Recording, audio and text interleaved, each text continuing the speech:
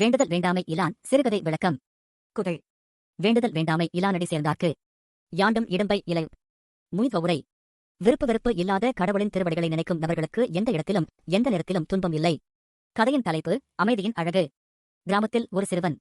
ஒரு அழகான கிராமத்தில் அருண் என்ற சிறுவன் வசித்தான்.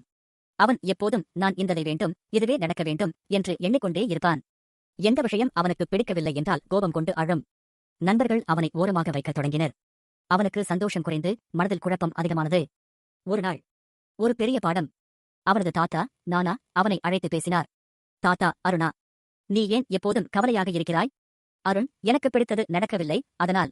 தாத்தா, சரி, ஒரு கதையை கேள். தாத்தாவின் கதை. ஒரு மாமரத்தை கவனித்திருக்கிறாயா?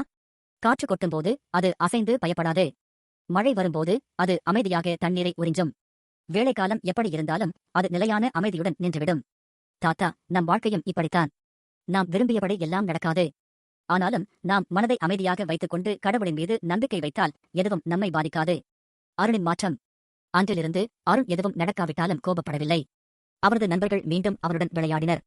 அவனது மனதில் அமைதி கிடைத்தது. நீதி. வாழ்க்கையில் அமைதியாக இருப்பது, எதையும் சமநிலையில் பார்க்குதல், இதுவே உண்மையான சந்தோஷம்.